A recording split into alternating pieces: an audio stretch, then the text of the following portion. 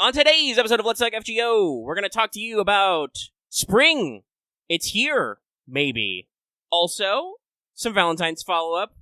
And also, when White Day? Question mark. Answer? Soon. TM.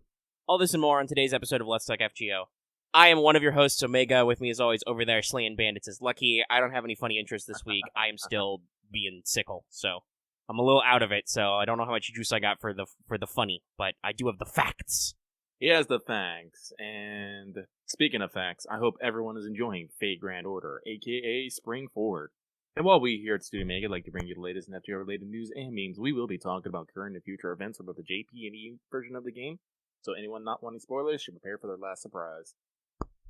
Yep. Oh, I'm so mad. I accidentally said no to a legendary dude the other day, and it's still killing me. It's still killing me. Fucking that is. Sorry, if my weird mic clicks stay, and that's me killing my mic for a second so I can cough and die, because editing that out is a lot harder than the microphone clicks. Anyway, hi, how you doing? Hello.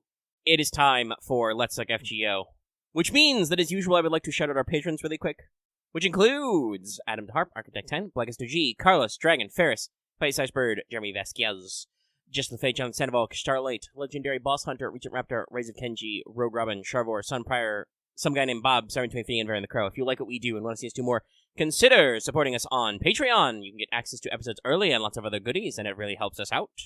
Thank you for your support, everybody. Some of our patrons may have picked Fanservant Friday today. Kind of. By which I mean there was a tie, so technically Lucky picked Fanservant Friday, but, you guys helped. You guys helped us reach a tie. A three-way tie, even, so you guys were passionate about stuff. I'll have to remember which ones did the thing when I do future stuff. Anyway, patron shout-out. That means it's time to go through the rest of our rigmarole. I should look up the etymology of rigmarole sometime. Rigmarole. Yeah! Hopefully it's not, secretly double super racist or something. If it's double super faker racist, I don't care. I don't think it is. Nobody's ever called me out for saying rigmarole, and I like it, because it's got a lot of words. It might also just be some weird, Shakespearean or Dickensian thing, where we just made some shit up. Anyway, going downtown to the rigmarole, I have a button to push where Mash says a thing, so let's check in with what she's got to say. Senpai, 起きてください. And the reason why I push that button is because it's time for Wake the Fuck Up Senpai, except for Proteorops. I can do that voice for a maximum of 30 seconds before I fucking die. Anyway. Well, actually, hold your thought, man, because I just looked this up real quick. It's actually very simple. Go for it. It's English, comes from mid-18th century, apparently an alteration of ragman roll, originally denoting a legal document recording a list of offenses. Oh! It's your rap sheet. Your old-timey rap sheet. Sick. I love it. Let's go. Add that to my ragamarole. Anyway, Wake the Fuck Up Senpai, except for pro tips. But you guys didn't think you'd be learning today. Well, you'd be wrong. My only pro tip is just general warning to people about pacing. We like to talk about how, NA usually has some accelerated stuff in the first half of the year to catch up with their anniversary being a month early and all that stuff. I just want to remind everybody, you might be thinking, watching JP news tick by, you've got 3 weeks to do every event. You might not be thinking stuff's going to be coming at you. But it is. Rapidly. White Day Chaldea Boys Collection is probably coming at you faster than you'd think. In JP, it was the 3rd of March. And also, coincidentally, this current Spring Sprung campaign ends the 2nd of March for us in NA. So, yeah, just keep your eyes out, especially if you're interested in some of those banners, Yeah, stuff be moving fast. Alrighty. That takes us to Records from the Throne, our regular achievement topic. It's me. So, real quick, I did clear the points ladder, get all 3 million. Actually, I'm 3 million plus because I've been working on some things on the side here. And got all the lady chocos. Turns out, though, I did not have enough Loncon chocos for all my dudes. It probably has something to do with the fact that I didn't get through all my guys last year. I had, 6 Saber guys, and I was just all like, this is a lot of dudes. Yeah, it is a lot. So I don't know. I'm kind of at a crossroads if I just want to let it go and just, grab them next year, or do I want to start spending my surprise chocolates?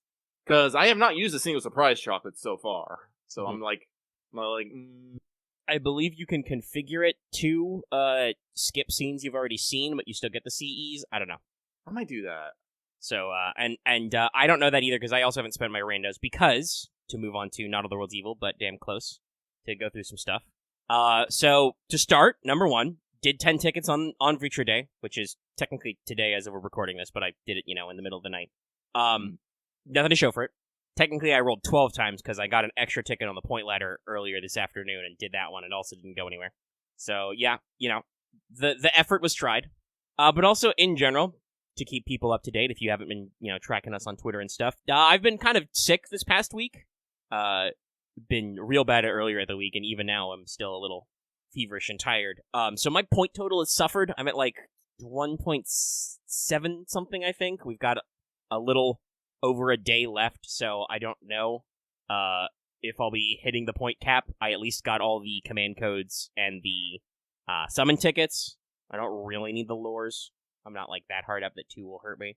But it means that I have also been a lot slower on spending my lock-ons. I think I will have just enough lock-on chocolates for all of my new female scenes. So we're going to see how that shakes out. Yeah.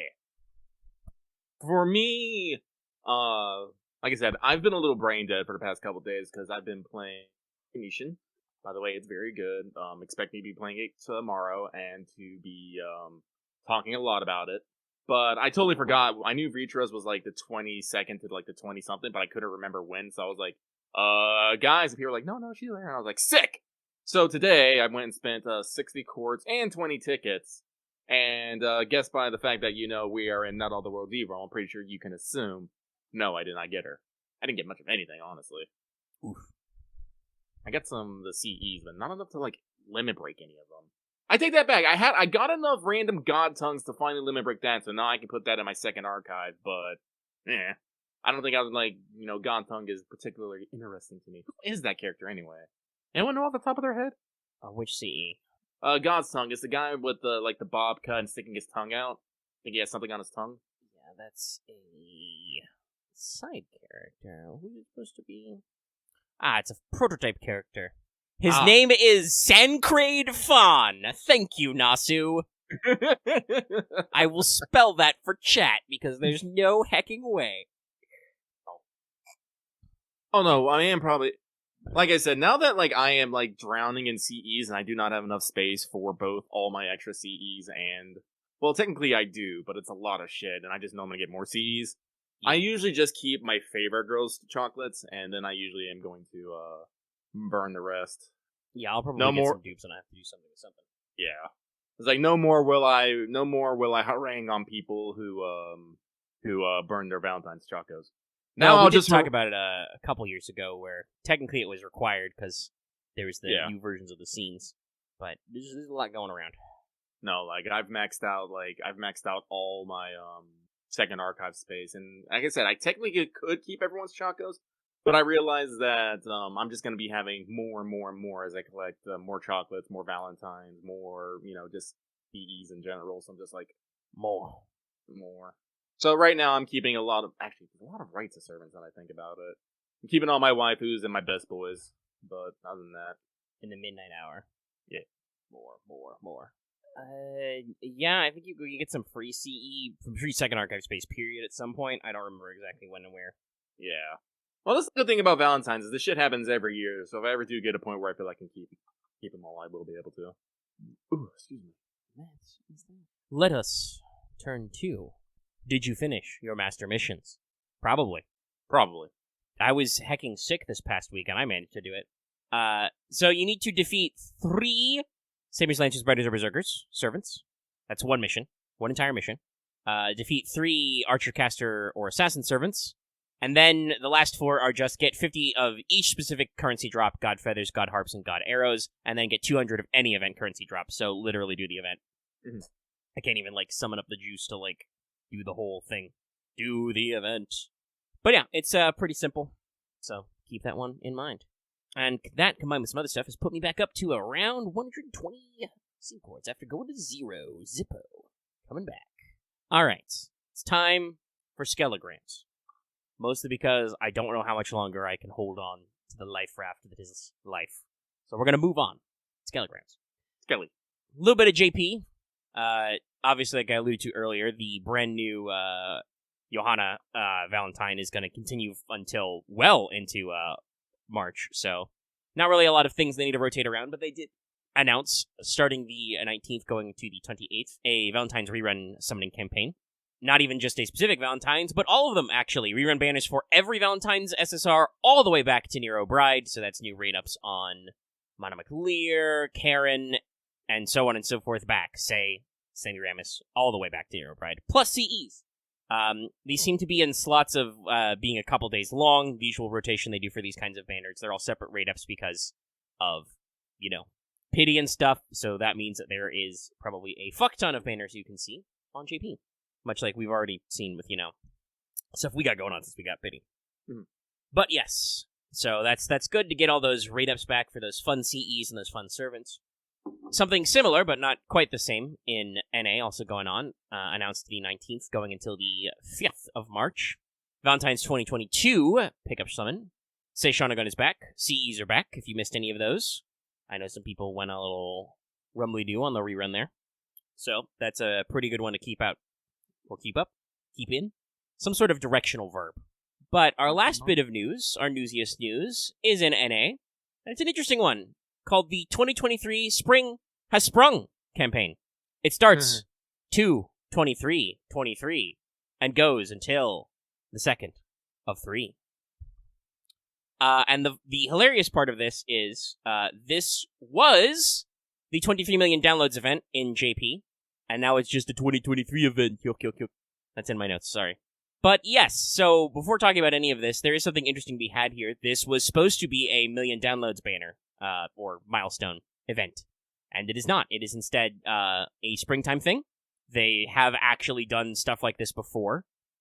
It's kind of interesting because I'm pretty sure we have another spring-themed, Blossom Festival thing, in April or something. That was supposed to happen already in JP, so we'll see how they work that one out. I'm sure they'll find something to do. Mm-hmm. But yeah, rather than, retool any of their numbers or anything, not that it mattered because download campaigns have long since capped at 10. Could be a spring break campaign. They might try that. It still is very funny that, like I said, there's a lot of 23s, a lot of repeated 2s and 3s in this lineup. I don't know if just it worked out that way for the server team or if it was intentional, but it's funny. I am sure there are probably a lot of people trying to capitalize, doom and gloom on this. I think it is just as simple as FGO's growth in NA, while still really good for a mobile game, and obviously making a lot of money because they have done quite a lot of extra effort into, physical presences that aren't normally done for properties like this, right? But it's been well known that our user count hasn't ever been as big as JP. No.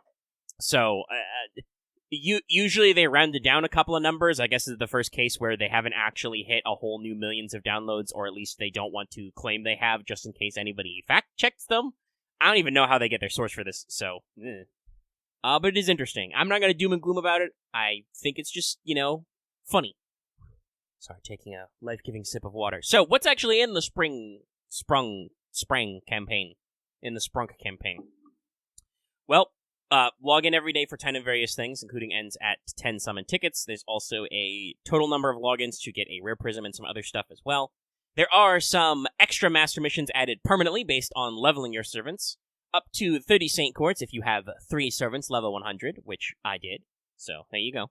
Full 10's been added. Thumbs up, everybody.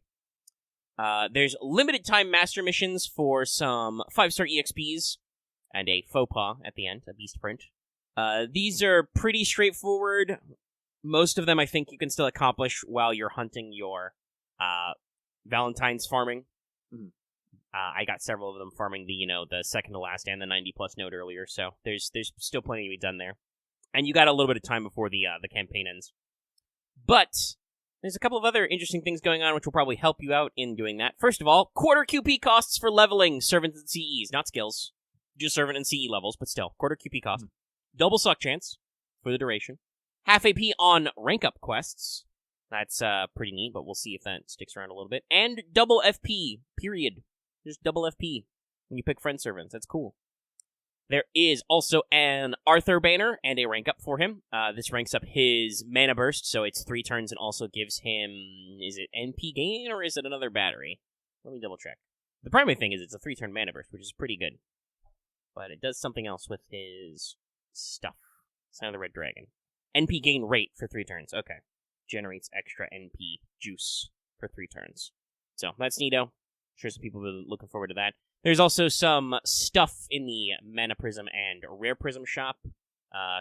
Called a Dinner Time has been added to the Rare Prism shop, as has the Dragon Slayer command code, and the I don't remember what they called it, but the Holy Grail looking command code. What is that one actually called? Hold on, I'm just gonna pull up the news article. White Vessels command seal. Okay, so that one's permanently added to your Mana Prism shop, so you can get a second copy or a first copy if you missed it. So keeping their usual rotation of extra command codes and reruns of stuff. Always good to see. Dinner Time is also pretty good if you missed it, so keep that one in mind. But yeah, that about sums up the news. Again, it's very interesting to see this download campaign rebranded as such, but it's still here and it's still got all the stuff in it, so it doesn't really matter ultimately. I do believe that, for example, Korea sometimes does stuff like this because they are on an accelerated schedule. So they will sometimes just do banners and events and just call them random things because they're getting them out of the way so they can get to later stuff. So it's interesting.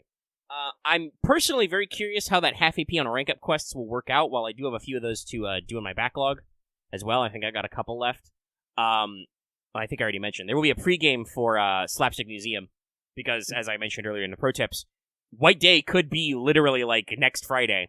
It could be that soon. I don't know if it will be, but it lines up very well with Spring is Sprung ending. That has several rank ups added, which are quite good, so I'm wondering if they will actually end up doing some things earlier, so there's overlap. Like, Slapstick could be as soon as just the March period. I don't fucking know. Valentine's ends in a couple days. I kind of hope that Slapstick doesn't start right after Valentine ends, just because they're very similar. There's not a 3 million point ladder in Slapstick Museum spoilers. There's just currency to farm and a grail to get. But otherwise, it's just, a daily time-gated event. And we will break all that down later. Now we are done with our news. That means it is time for the mailbag. All right, everyone. Sit down, grab a drink, and get ready. It is time for this week's Let's Talk FGO mailbag, the segment where we read what you have to say and comment accordingly. So again, Lucky actually did a dumb this time. It was not intentional. Sometimes I do it intentionally, sometimes I don't. This time it was the not intentional. Like I said, blame Ryoma Sakamoto, trending on Twitter now, for that one.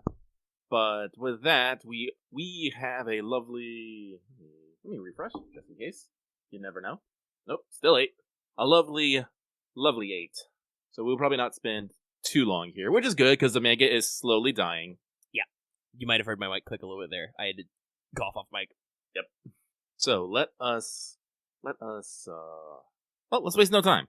So, this first one comes from the Phalo Procrastinator, who says, "Hey, Lucky and Omega, hope the week is going well for the two of you. My question this week is, do you prefer having banners for servants before they have some sort of story/involvement, i.e. Castoria, or have them delay banners until the portion of the story is complete, i.e. Kukulon? Sending you spring vibes." I don't know what sound spring vibes are. Lucky cannot make flowering noises. I can describe the sound that I think that is, but I cannot make it.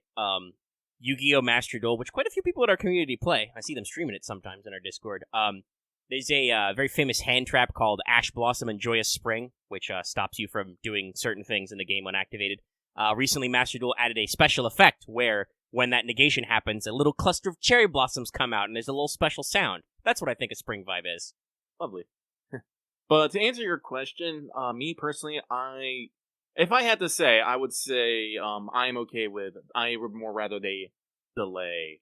Many people have heard Lucky's stories of me being not interested in a servant until I see them in story, and being like, oh no, I love them, and then immediately spending way too much money on them. So sometimes, seeing characters in story is usually much more likely to get me to roll on them than just seeing them come out of fucking nowhere. Honestly, if I'm gonna be the realist real, the only reason I rolled on Castoria is because I knew she was great for art comps. I actually have no idea what her story is. I don't even think I've looked at her room lines, actually, the more I think about it. But hopefully that will change in LB6, and I will, fucking adore her. Yeah. Yeah. What about you, Omega? Generally, same thought. I'm usually much more interested in characters for their story and stuff. I mean, obviously, if you have like a famous name out there, it's, I can be like, oh my gosh, that's that character. But then there are other times I'm like, I have no idea who this character is. So I prefer to be able to figure out who the character is naturally, and I'm okay with waiting to let the writers kind of tell the story they want to tell. Yes, that's a very interesting YouTube name. Anyway, yeah, that's me. I agree with what Lucky said, and also have done the thing Lucky talked about where the servant comes out, and I'm like, shit, I like them. Oh no. Bada. Let us move on. This next one comes from the Tyrant King, who obtained a bottle of the Last Daub sauce for MP5 Quets. What does that even mean? It's a reference to Hot Ones. I think I've mentioned them before. It's an interview show where they eat increasingly spicy hot wings. Their last sauce is called the Last Dab, because they challenge them to put an extra dab on it. Oh, interesting. I'm just thinking about, no matter how much I understand, memes and culture and references, there's always going to be ones that I don't understand. Like, today on Twitter, I saw someone, I can't remember what they were complaining about. Oh yeah, complaining about going to other people's likes on Twitter and seeing just kind of what weird fucking porn they have. And they said, at the end of the tweet, it's like, I don't want to go there, that's the second location. And, like, if I had read that, like, a couple of weeks ago, I would have had no idea what that fucking meant. But because, I think it was Loth, I'm pretty sure it was Loth, who showed me, a stand-up comic who talked about, I can't remember the fucking guy who would come to the school, to this guy. Oh, wait, no, yeah, this was, I think we both like John Mulaney, but I remember this. It was a John Mulaney bit. I think I linked that to our chill. Oh, that was you? Yeah. Okay. Yeah, well, it was you or Loth. I remember I think Loth did some too. But yeah, no, I would have not understood what the fuck second location meant. Yeah, it's a little bit of a weird random ask, and why the hell would you even use that in this context? I'm pretty sure that is what it's referencing since you brought that up. Yeah. Because in the bit he was talking about how they never want to go to the second location. I was like, oh, now I get that. I don't know, like I said, I'm in my mid-30s right now, and I'm not a fucking Luddite, so I try to keep up, but man, there's just so many references out there. Can't keep up with them all the time. Yeah, slang is constantly evolving. Even the people who I know who are like, I feel like are the slangiest cutting-edge people are still like somehow behind all the stuff. So much weird shit out there. Anyway, this person has a question in addition to their hot sauce. To their hot sauce. They say, hey guys, so I was watching Nova, a VTuber, and saw her reaction to Edison. So my question is, was there a server that made you go, what? Also, who is your favorite Valentine's scene from this year? Anyway, that's it for me. Sending good vibes your way. Wah, wah, wah, wah, wah, wah, wah, wah, wah. And hope you have a great evening. Was there a character design that made me go, what? I mean, I'm pretty sure there is, but the question is... Edison almost assuredly did at some point. Maybe, yeah. We kind of take that for granted because it's been like 4 or 5 years. But that one was a little bit of a head-scratcher at first. But yes, like you were just saying, there's probably been some in there, but there's a lot of servants and a lot of years. Hard to remember exactly which ones.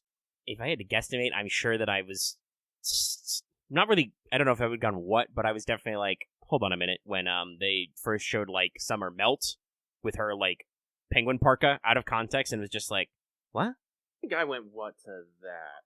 I mean, if there's plenty of servants that made me go, oh no, for a variety of reasons, but just, straight up what? Yeah, I'm sorry, I can't actually think of any off the top of my head. Maybe Zhulong? I mean, he is a mecha horseman. No one was expecting that shit. Zhang Yu. Excuse me. Yeah, I guess that is true. I was very what about Bunyan. But that was also me being butthurt, so I don't know if I really want to count that one. It's a little bit different. This is the problem when we have too many servants.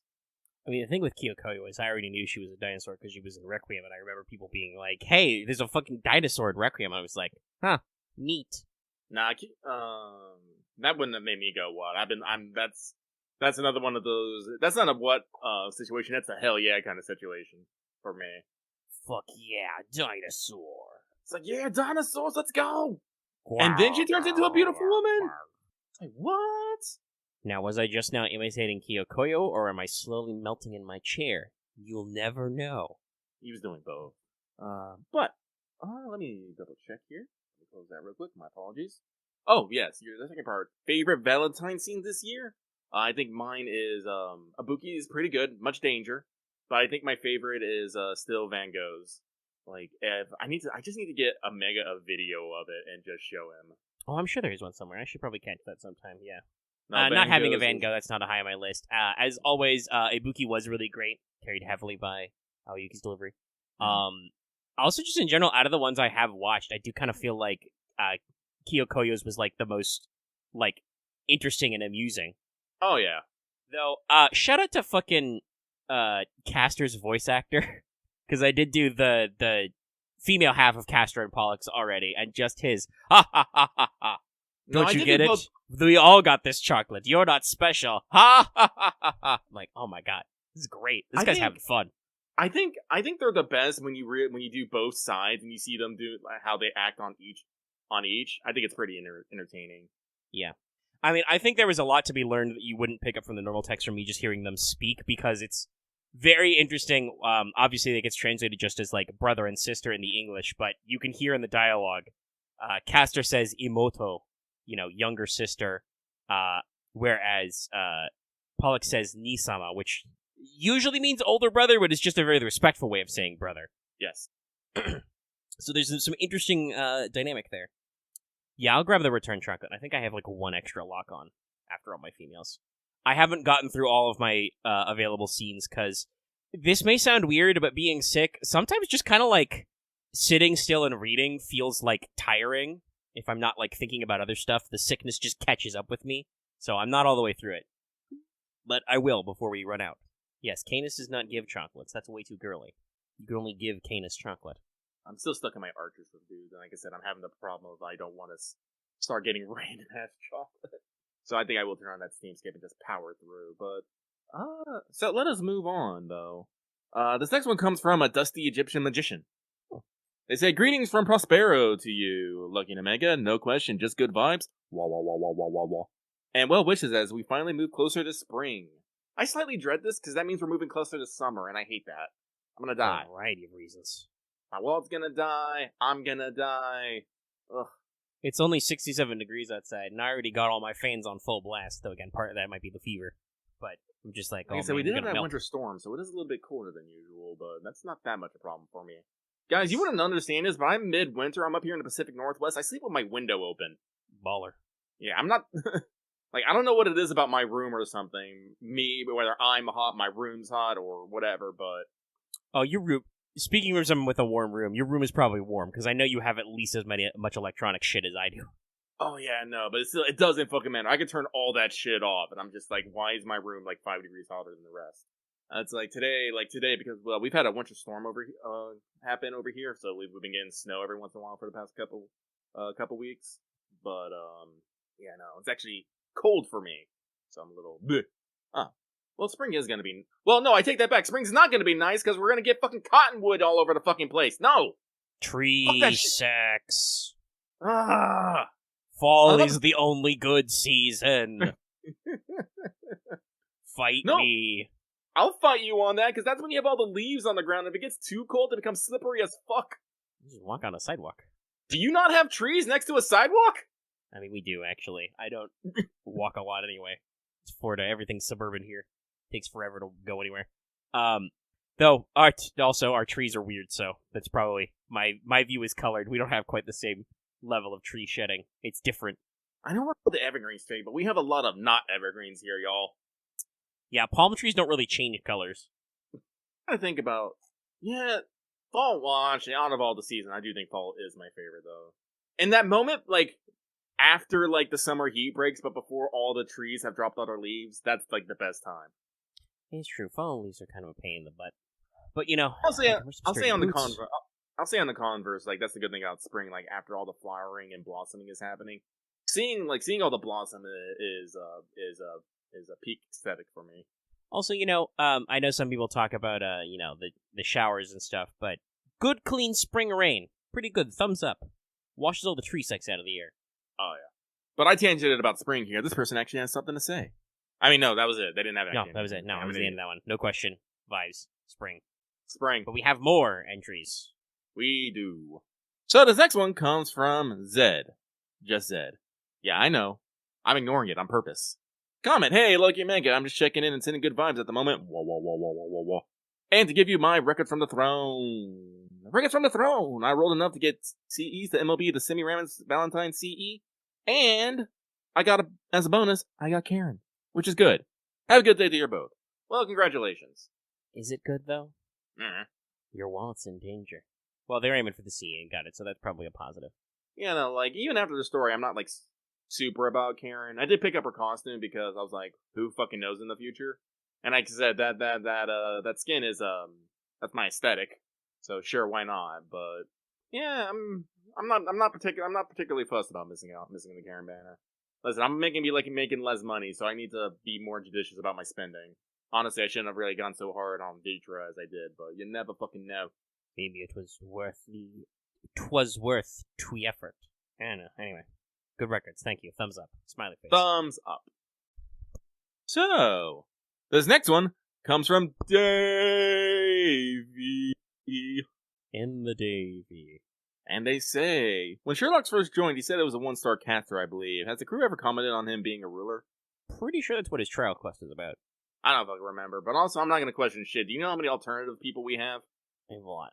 We have a lot. I don't ask questions anymore. I just react and kick ass.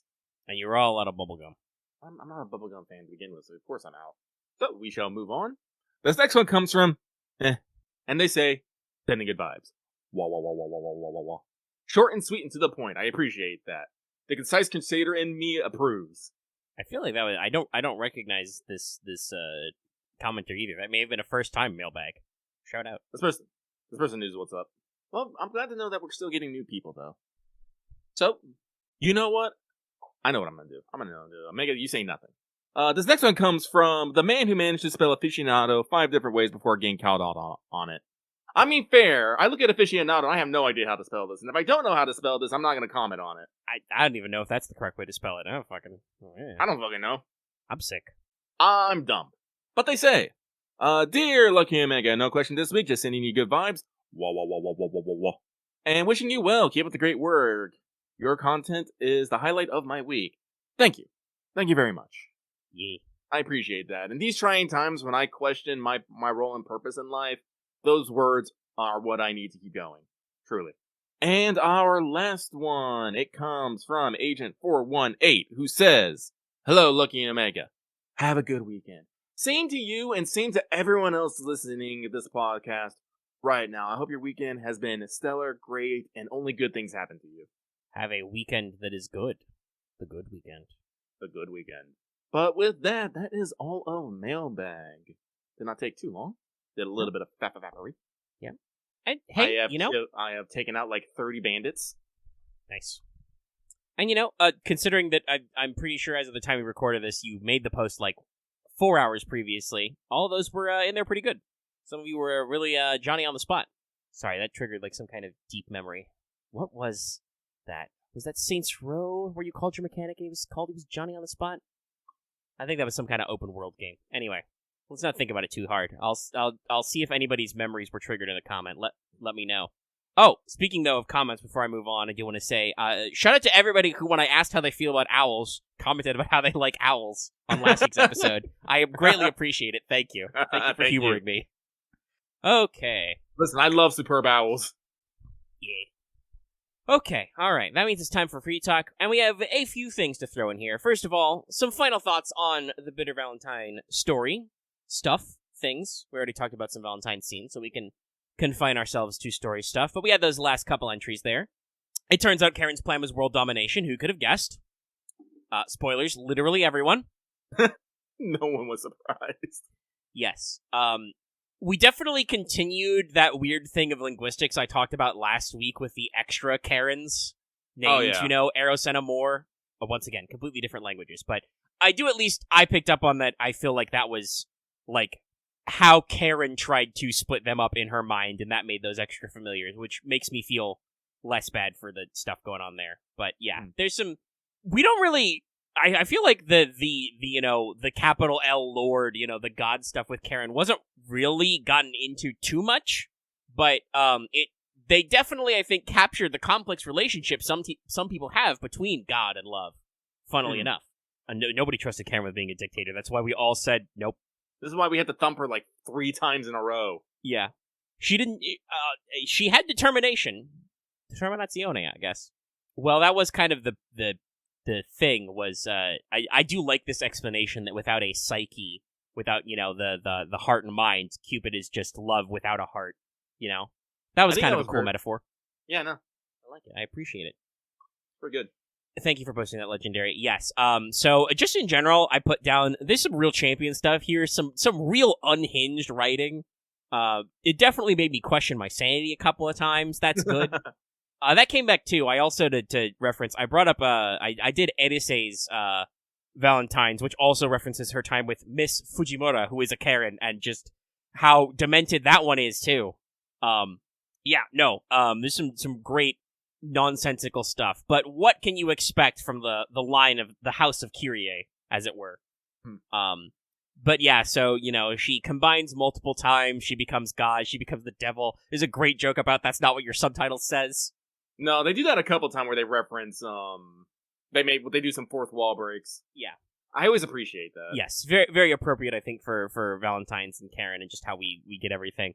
But she does ultimately turn into Baby Karen, which is a reference to the Capsule spinoff, and they actually had to localize this line of text. I think I referenced this last week or maybe a couple weeks ago, but yeah, when they actually released this in Japan the first time, Capsule had just come out to iOS and Android, so I do like that they brought up the fact that it is only available in Japan, and that Baby Karen doesn't condone piracy.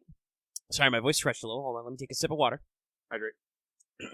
Not really sure why I lost that one there. They didn't really feel uncomfortable. I just didn't have the juice. Okay. I can speak clearly now. The rain is gone. Now that they're gone? Yeah. Well, we're all thinking the same thoughts. One brain cell. It's a mega turn with the brain cell right now. Well, yeah. I do have a pregame in a second. That required some brain energy to rub together. Not too much, thankfully. But yeah, so I think they handled the capsule reference very well. They also alluded, they said, as of, February 2023. I don't want to read that as, they're planning on releasing Capsule Servant in English anytime soon, just that they did want to, point out that only as of this time was it available on the, in Japan on devices, So I don't really think that's very well. They did a very great job, though, of capturing her baby talk. Oh, yeah. As she becomes Super Baby Karen.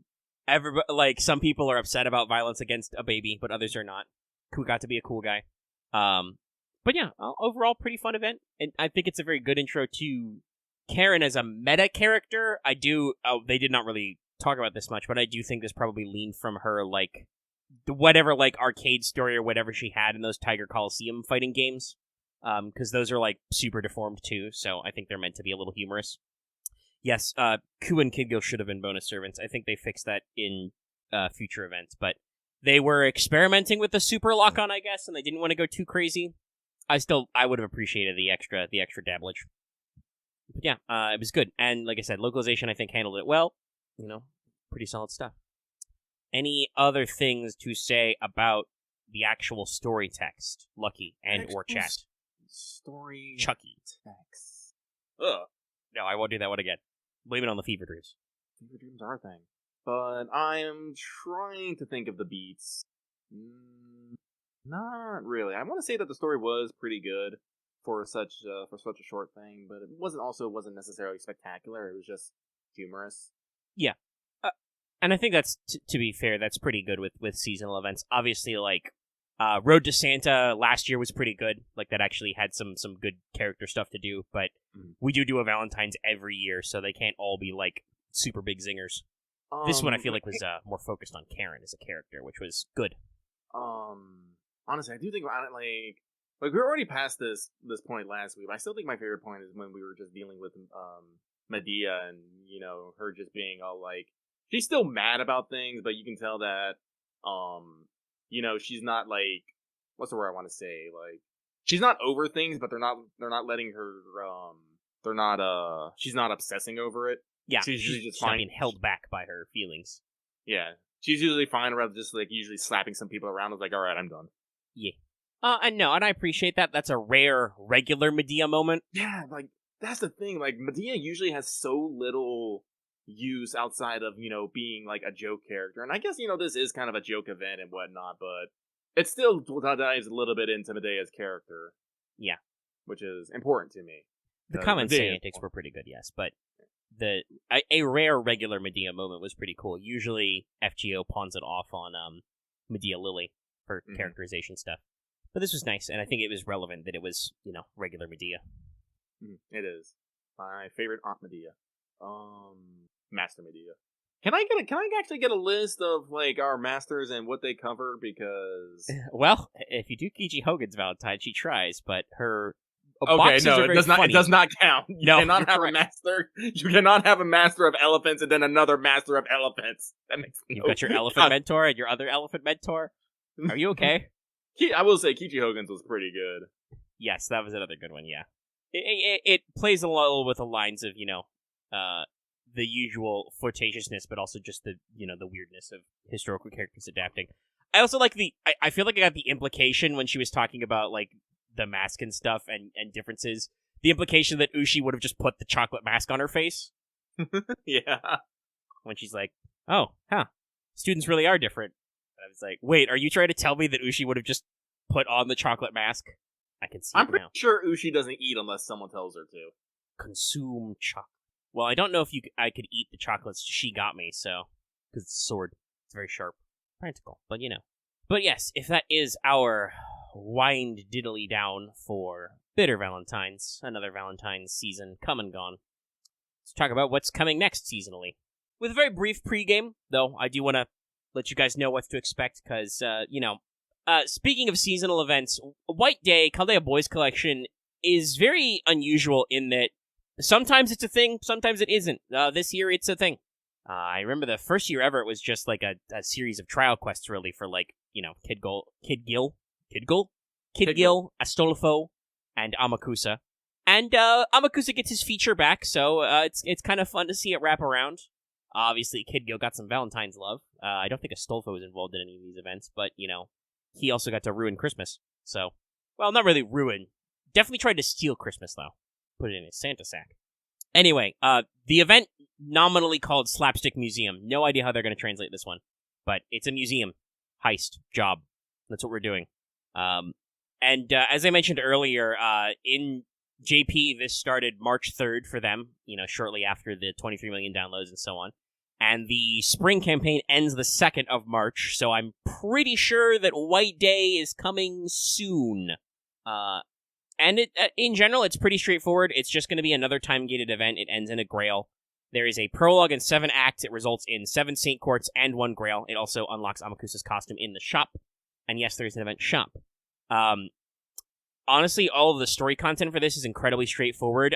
2 of the acts are, actually no, 3 if you count the final one, are story only, no battles. And out of all of the ones that do have battles, all of them involve a single boss with no more than 150k HP. There's a few story buffs back and forth. There's also a couple of fights you can't win, but you will be able to tell. They end after 1 turn, so it's not like they waste your time either. But yeah, story stuff, all very straightforward. I don't even need to run through the classes, because should all be on the tin there. During these story quests, though, you will have access to story support Amakusa, Voyager, Sanson, Jinkei, and Suna. So, get some interesting elements there we should go on. There are free quests, as you might expect from an event that has currency. They're all monoclass. They usually have bosses no higher than 190, 193k HP. There is a 90-plus node, which has significantly more like the 200k range HP, and is 1-2-2, so keep that in mind if you're farming maximum, but you should still be able to work with this. Also, free quests will have a unique gimmick this time. So, if I'm understanding this correctly, you will have access to a story support slot during free quests. The servant you can pick for that story support slot will be based on whoever the rate-up servants are that day. Now, they will all be level 80, NP3, and 888, so they won't be full power even though they are, supposed to be 5-star servants. But they are equipped with an event CE for extra currency, so, still, a neat little gimmick. This is something they start to do more and more, I think, going forward, is actually, give you access to quote-unquote story support servants, plot support servants outside of story stuff. So, that's cool. Not necessary, but interesting. And to make all of this easier, there are bonus servants, and yes, this bonus servant list is considerably bigger than Valentine's. I wonder if they immediately change their mind about something. There's no bonds or anything, though. It's just damage. But Amakusa gets plus 100% damage. All male servants and all gender-ambiguous servants, so servants who are identified as, both genders, genderless, whatever, get 50% damage. And exactly Jinkei gets 30% damage. So, yeah, seems fun. Wide variety, wide strike zone. Amakusa gets some extra, got some other inclusions in there, and, Jinkei's along for the red, as usual. Now, in this museum heist, there is a souvenir shop. Literally. Their currency is souvenirs. It's like mugs and plushies and keychains. Keychains? Keychains, fuck. I'm dying over here, Jesus. You are dying. I don't even feel that bad right now. I just can't speak English. Ugh. Okay, luckily the show won't go on too much longer. It's a very short pregame and then Fanservant. So, yes. The shop has stuff in it. It's got the normal stuff, foes, EXPs. You got some Saber Rider and Caster statues. You also got some mats. I know you love mats. You're looking at stuff like proofs, gears, spinal fluid, feathers, soaps, that is Aurora Steels if you don't know the slang, but also it looks like soap. Void dust, seashells by the seashore, reactor cores, and egg. Also Amakusa's costume after you finish the main story. But yeah, should be some nice materials to pick up. I feel like the Valentine's one is pretty generous with bones and steaks and rainbow yarns and shit like that, but there's also some good stuff. Now, hold on to your butts, because banners are going to get a little wacky. So there's going to be a normal banner. It's going to be Amakusa, Watanabe no Suna, and Jinkei up on Raid Up all the time, plus all the CBC CEs that are new.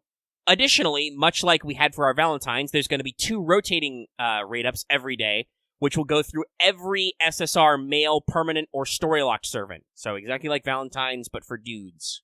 And because of pity, these will be actually separate banners that will open and close every day, so keep that shit in mind. Also, there's a Part 3 banner, technically. Really more of a Part 2, because they're going to be all different banners, technically, but you know what I mean. So this is going to be a Voyager re-raid up, which also has Suna and Jinkei on that as well, and the CEs. CEs get you a bonus on event currency. Hold on, I feel another throat scratch holding on. Let me take a sip of my water. Hydrate.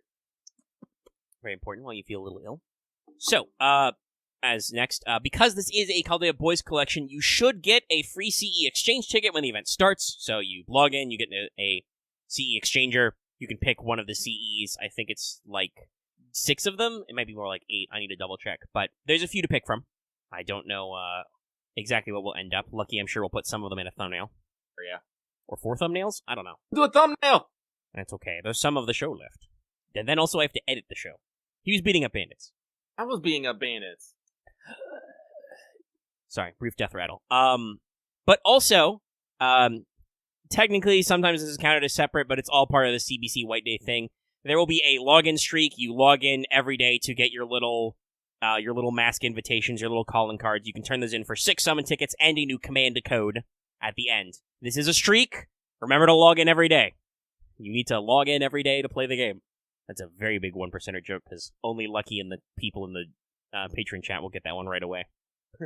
It is also important, though, but remember to log in. It's a streak, so if you miss a login day, you will not get your special command code. They really want you to be paying attention. Also, this is why I bring up the fact that the Spring Has Sprung campaign has a half AP on rank-up quests. There will be several rank-ups for this event, which is interesting. First of all, Amakusa's Baptism Rite gets a big buff. That's normally his charge down on trait enemies and his NP per turn. It gets slapped with a -2 cooldowns, so it goes from starting at 12 to 10 turns, minimum 8, so that's a big jump. It's a 20% starting battery on self. The charge down is now no matter the target. Previously it was trait locked to, I think, undead or demonic enemies. Now it's just anybody gets the charge down. And all enemies get 10 to 20% buster resistance down for 5 turns. So, pretty solid buff for what Amakasa has going on in his kit. Also, Big Da Vinci, is going to get her golden body upgraded. Take that one however you want, Internet. It will now provide the team 10 to 20% arts up for 3 turns, as well as her NP per turn and her healing per turn. So that's neat. It's going to help with her consistency and stuff. And Jinkei also gets a pretty big buff. Her planning skill is going to be buffed to now give her 30 to 50% trait damage versus king servants for 3 turns. Or technically king enemies, but yeah, king trait. And gives her a 5 times 3 turns buff on attacking with quick cards to give enemies 10% defense down for 3 turns when she hits. So her quick cards will apply a def down for 3 turns. 5 times. And also, even more star gen for 3 turns, because planning is already, like, I think, like, 20 to 30% star gen up. Now it's, like, 30 to 50%, plus all that other shit. So, if you're a Jinkei fan, this should be a pretty good buff. And trust me, I used Jinkei as my single-target assassin a lot for quite some time when this game started out, because assassins are rare. So, it's a pretty solid buff. Still should give her some interesting niche protection. Other than that, it's all pretty straightforward. I don't foresee any weird complications or complaints here. It's kind of interesting that they decided to go all out on, actually having time-gated story and stuff in a little shop, but hey, I'm not going to say no to more mats. And like I said, rank-ups are nice. Rank-ups are nice. When they actually get done. Brings us to that. Now, hold on a second. I have to go blow my nose. Means I will back away from the microphone for a sec. But now, suitably decongested. That's it for the pregame. We did our final talk and stuff. So, let's do Fanservant Friday. Voted on by our $5 and higher patrons. Every month, do a Fanservant Friday. I've got a couple of ones lurking in there. Got some new stuff I'm shipping around. But for now, we're going to a pretty old one. Because there was a tie. I had Lucky picked Mina Harker. Yeah. From Dracula. This is actually a design I've had for a long time. It's I'm kind of surprised we haven't actually gone to the Dracula well before. Like, obviously, Vlad the Dracul references that, but, it's not quite the same as the classic. Especially considering, vampires are kind of a tight-moon thing. But for Fanservant Friday, I usually like to give a brief overview of the actual character. Full name, Wilhelmina Harker, from good old Dracula. She is not the central viewpoint character, because the front half of Dracula starts with her fiancé, Jonathan Harker's letters back to her when he goes to the continent to check out this cool Dracula guy and do some math for him. It goes poorly. The math went bad, as it so often does. But she is still a major protagonist. And it's hard to capture the kind of idiosyncratic specific style of Dracula, but a lot of people, I think, take plot elements for granted, because it is such like an iconic original piece, but I'm sure people out there have heard of Mina and seen her character before. There's a lot of interesting stuff going on. The fun, fiction mythy bits that happen in the back half of the novel is Mina is good friends with Lucy Westrina, who gets fucking vamped out by Count Dracula. And then Dracula decides to try and get some snack on Mina, but your boy Van Helsing does her a solid. Serious face. Does her a solid and kind of blocks her vampirization. Sticks a cross on her forehead. May or may not have fed her some garlic. I don't remember that in the original. So, it is important to note before I get into the servant stat bits that Mina is not technically ever actually a vampire in the story. She kind of gets on the trend to start becoming a vampire, but the story ends with her, her transformation being arrested and Dracula is eventually defeated, so it's completely reversed. There's some weird psychic shit that goes on there during the actual story, but the book ends with Count Dracula being defeated. Jonathan and Mina got married. They have a kid they named after one of their friends who died. Now, sometimes in fiction, writers, as usual, like to spice this up. Sometimes they make it so that the kid is actually Dracula's kid. That's definitely a backdated thing, because the original Count Dracula, nowhere near as sexy as modern fiction would have you believe. Definitely more leaning in the Boris Karloff Nosferatu variety.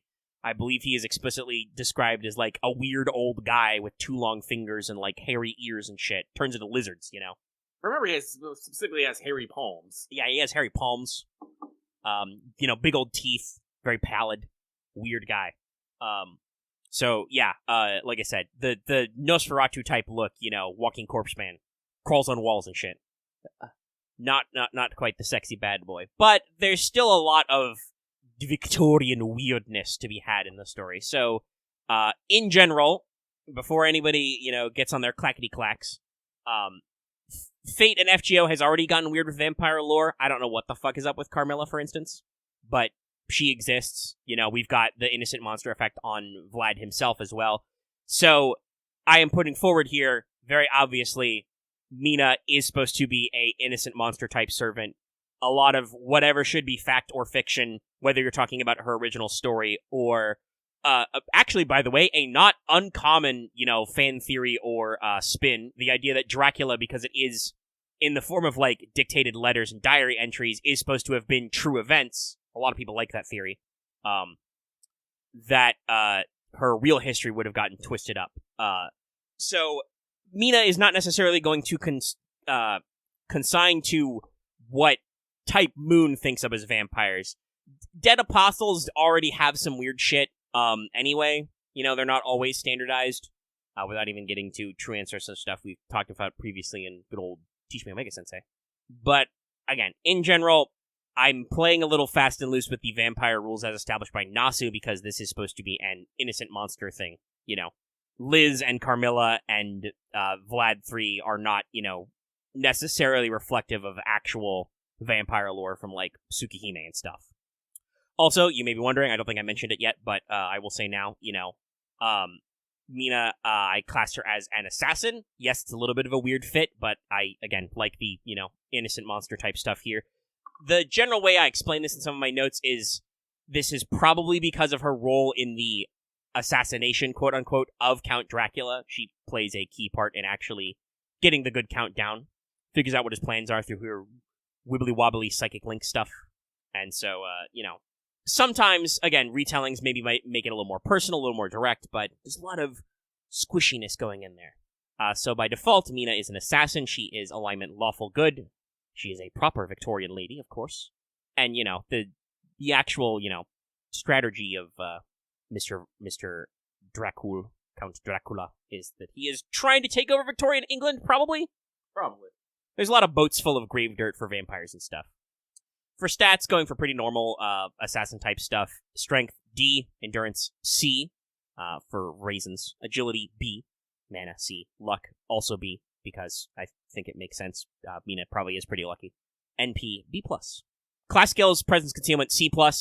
I think the joke here, it's been a while since I read this, but the joke here is that she is a, Victorian-era woman. Even though she is quite smart and capable, she's also pretty good at blending into the background if she feels like it, being subtle. Personal skills. First of all, innocent monster, A. Again, a lot of stuff has gone here.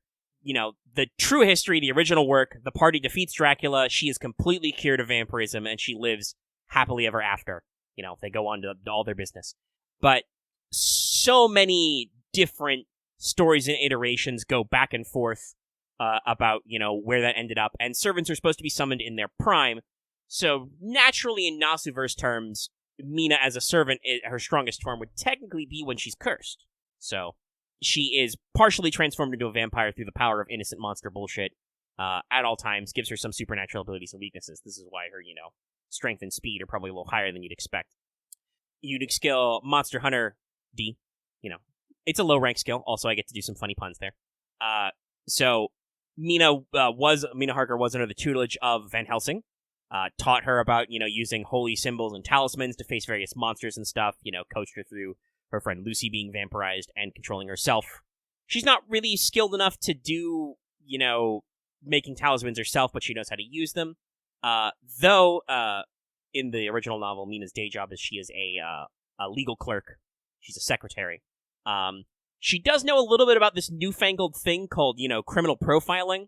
So that probably kind of applies in there somewhere. Got some decent grasp of monster hunting and also basic bitch psychology. Mystic Eyes of Enchantment, B. This is actually, like, canon. Vampires in the Nasuverse are supposed to have Mystic Eyes of Enchantment. I think it works well for the context of the character we're building here to actually say this is applied through innocent monster shenaniganery. Basically, Mystic Eyes are displayed by vampires. You look at target in the eye, they become charmed or mentally attacked. Special magical circuits in your eyes to affect performance. This kind of effect for Mystic Eyes is applied to, characters like Shiki and, like, Fujino, to give them not only effects you would expect, but also give them, like, normal stat buffs. So I assume this would probably be, like, a single target charm and also probably be, like, a, Buster or Arts Up. I actually think, technically, Mina's primary NP should be, like, a Buster, but I'll explain why in a second. But yeah, so Mystic Eyes of Enchantment, pretty common for vampires in the Nasuverse, a fun little tie-in. And obviously the vampirism skill at, like, a C rating. Servants can recover health and magical energy through consuming blood and life energy. Mina's not really a vampire, but she has some of their traits, so she can technically get empowered by drinking blood, though it's weird. But, gives you the charge down and the charge gain ability, which you see on a lot of vampiric servants. So, pretty fun. Noble Phantasms, I came up with 2. Oh. One of which would probably technically be represented as a skill, but it would actually be a Noble Phantasm in lore. Thanks, FGO. First is, then, that one. Dracula's Bane, A Stake Through the Heart. Rated B. It's an anti-vampire Noble Phantasm. Because remember, antis can be funny. Cold Iron Stake, the one that was supposed to be used to kill Dracula, sharp as a knife. Capable of being, used to fight servants, allows Mina to be summoned as assassin because she's responsible for, partially responsible anyway, for killing Count Dracula. Its actual powers are probably not super useful in a Holy Grail War, but could have some fun, utility. And it has the ability to instantly penetrate all defenses of an undead as a conceptual weapon and is capable of binding or slaying them instantly if used. So, bypasses defenses and can, seal them up. Again, probably a skill that would give her, undead is a trait, so anti-undead damage, probably pierce invul or something like that, Also be used in her actual attack animations. There is some back and forth about the stake in the mythos. I'm pretty sure that the actual one mentioned in Dracula is supposed to be cold iron, but there's a lot of different variations. Wood is very common. Specific types of wood. It may actually also have been a lightning struck ash. I've heard of the lightning struck one most often. Yes. So there's a couple variations. I went with the cold iron one because it, gives it knife-like abilities. It could probably be a stun, and I think just a, trait damage up. And like I said, piercing. Pretty typical stuff. Not super useful in a Holy Grail War, but in a, circumstances like FGO, both story-wise and gameplay-wise, you can get in there. But the real business, and this would probably be her actual Noble Phantasm card, is called Vampire's Kiss, the Lost Bride of Dracula. B+, anti-personnel, self. So, normally this kind of ability wouldn't, be part of Mina as a servant, but Innocent Monster lets you do weird shit, and it's one of my favorite things about Fate, is when we get to do this, fucking history retcon stuff, basically. Just go, why not? Yeah, because, people, if you believe it hard enough, the throne is not bound by the rules of time, so basically, there's enough of that mystery to Mina's story that maybe, was she a vampire? Was she not a vampire? Who knows? This basically, lore-wise, allows her to basically embrace the curse and go full vampire, massively boosts her parameters, on par with the Berserker, gains all kinds of, vampiric superpowers, rapid regeneration, probably abilities to, move through walls and barriers and shit. Using this ability doesn't change Mina's fundamental personality, but does change her mentality to be more predatory. So she's probably still, herself, but a lot more angry. And also, obviously, would technically give her the weaknesses of vampires traditionally and also possibly in the Nasuverse. I'm imagining this as probably a, single target buster type card where, lots of glowing red eyes, freak out, bats everywhere, lots of damage, lots of blood damage. Like I said, I don't actually know if Dracula's supposed to have been real in Fate, so I'm going with technically it's a story, but enough people think it's real to get in there. It is, that monster and all that good stuff. And this works from, the Innocent Monster complication. Vampires are supposed to have lots of, powers of, regeneration and, protection, extra magic circuits and stuff, and I think it's just, plays into those themes as the hypothetical, extra bride of Dracula. Which, by the way, there were. Those chicks are in Dracula. I don't really think that the story explains what the fuck they're doing or why they're there, but they are in there. In the first part, if I remember correctly. Yes, they trap Jonathan in a tower, and I'm pretty sure the story just fucking doesn't explain how he gets away. He just does. No, he just shows up back in England one day. It's like, I'm back. It's like, what happened to you and the three? I don't know if they were sexy or not. But what happened with you and the three ladies? And he's like, I don't want to talk about it. Yeah, it makes sense in the framing device because how would he have written a letter about it? Yeah. What happened afterward? But yeah, there's the actual Dracula novel, if you haven't gone through it, has a lot of fun stuff like that. You should check it out, but it's very idiosyncratic to book form, so it's hard for adaptations to get there. But in general, I think character design wise, you'd probably get a lot of flair out of the classic Victorian fashion. Maybe give her a little hat. Maybe I don't know. You don't need the veil, but it'd be funny. Big floofy dress, and then probably get more goth superheroes as you go on. I do think an important design element is, because I believe this is in the text, is Van Helsing did actually, like, press a crucifix to her forehead, and it left a little burn mark, so there should be, like, a little cross-shaped, like, scar or mark over one eye or something. I think that would be a pretty cool recurring motif.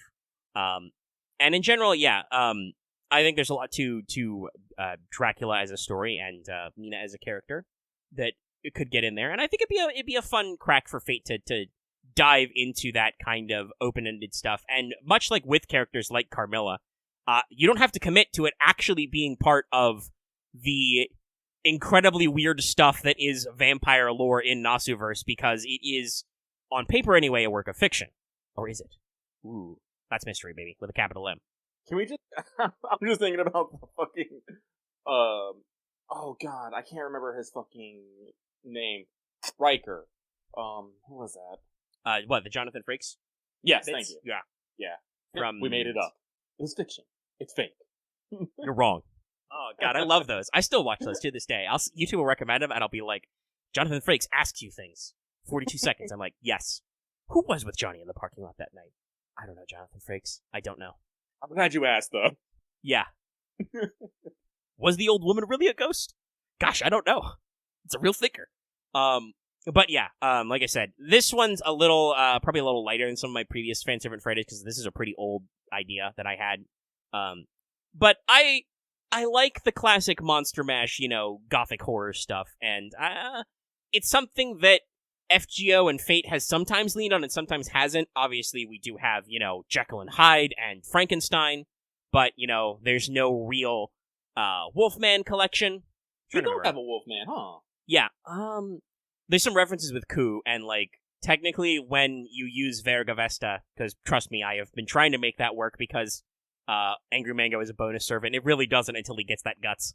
But, he does take on kind of a weird shadow wolf form, but yeah, there's no, like, classic Wolfman thing. There's no, like, Beast of Gavoden or anything. I was like, that's the thing, though. It's like, when it comes to, like, scary Wolfman legends, there's not actually a lot. Like, No, as scary as that wolf are, usually we got stories in the form of, like, cautionary tales against, just straight up wolves. Yeah. Let me check. I should probably write that one down. I have a concept for Big Bad Wolf somewhere, but I don't think I've actually put that in my format to bring over to Fanservant Friday. I should work on that profile. No, we did do Red Hood before. Yeah. And Cheshire Cat. I keep putting him on there, but I don't think we've actually gotten to King Laocoon. I don't remember. I'd have to double check. No, I think he's still in that other document you had. Yeah, he's in the list. I don't think he's made it over to. I don't think he's won a Fanservant Friday yet. He's been on there a couple times. If you're interested in werewolf lore, it's weird. Werewolves are weird. But yeah, while obviously we have the character of Vlad Dracul and, like, Carmilla, the actual short story Carmilla not having anything to do with that, technically. It's very weird. But the actual short story Carmilla, predates Dracula by, several decades, I want to say. But yeah, there's no, like, actual Dracula references. I believe it has been suggested that one of the Learning with Manga characters might be, like, a, Udon Mud altered Van Helsing, but they didn't show up in the Learning with Manga collab, so that's still, I think, in the air. I probably will have to throw up a Van Helsing crack at some point as just the very archetypal monster hunter. Though not like you'd think. I love this bit about OSP's videos about it, but Reddit is a great commentary of the fact that Van Helsing is just a weird little old guy who sometimes gets very serious. He is a doctor, after all. The Doctor Van Helsing. He says weird stuff. And he's just like, oh. Yes. While Bram Stoker may have wrote a, definitive seminal work in atmospheric storytelling and vampire lore, he was not great at accents. Van Helsing has a lot of really weird dialogue, and which one of them is the Texan? Is that Quincy Morris? I think so. Anyway, his dialogue is fucking weird. It doesn't sound anything like a Texan. Well, I mean, I would say much more like a character in Night's Black Agents, but that may be because Night's Black Agents has a ginormous time-spanning campaign called the Dracula Files. Like, it's actually based on... literally, the packet, when you buy the adventure packet, comes with excerpts from Bram Stoker's Dracula. As, like, top-secret government files. It's pretty cool. But yeah, no. Dracula's really rad. You should read it if you haven't read it before, or if it's been a little while. And again, I feel like there's enough loosey-goosiness that Fate has already done something very interesting with Fran as a character. I think there's some loosey-goosiness to be had with actual Dracula. That's one of those, like, literary classics I'm very surprised they haven't openly dove into. The other is, interestingly enough, Maurice LeBlanc's Arsène Lupin series. I'm absolutely flabbergasted we still don't have a Lupin servant, even though we already have a Sherlock Holmes in this. Like, it's very interesting to me. But that's one for another date. I'm pretty sure I've already put forward that, because I definitely have that profile somewhere. I think that one's one already. But yes, okay. It's just very funny because of the thing with the, Phantom Thief museum heist thing we're going on for. But anyway, that's what I got for Fanservant Friday. Hope you guys enjoyed that. Feel free to yell more about Dracula and other weird shit in the comments. We did the pregame, so that should be the first thing we get in March, should be the Slapstick Museum. Let me actually check what else should be going along with that real quick, because this is our last show in February. Does make a great time, by the way, to pick up a Patreon membership if you're thinking about it. The benefits are monthly. The charges are monthly, so it's just a good time all around. But let's see. March. Yeah, CPC. So, yeah. Mid to late-ish March, we should get into Akihabara Explosion, so we'll get another tower event. That should be interesting, but we'll see exactly where that one shows up. The only other thing is there should be a class-based banner. One of those things going on. Yeah, one of them's will come up. So keep your eye peeled for that one, but that's pretty much what we got going on. I'll be interested. I know some people in our chat already said that the story for Slapstick Museum is supposed to be good, so who doesn't love a good heist movie, right? I'm sure Lucky will just blast the Payday 2 soundtrack. They will. And we'll get on getting on. The joke there is that Lucky would do that anyway. I would sometimes. You would even need to be heisted to do that. The Payday 2 has just got a great soundtrack. Just put the little police assault in progress meme in the corner. It's all good. But I don't want to extend the show too long. We have already hit well over the hour mark, almost at an hour and a half raw time, and I am sick, and I'm sure gonna feel very sleepy as soon as we're done with this, and I do still have to edit it and turn it into a video to put it on YouTube so you can watch it. So we'll wrap up here. Hope you guys had a great time with your Valentine's Day and the rest of your week. Sure, I'll throw out another one. Let me know. Let us know. Let everybody know, generally, because they're public, in the comments what your favorite Valentine's from this year was.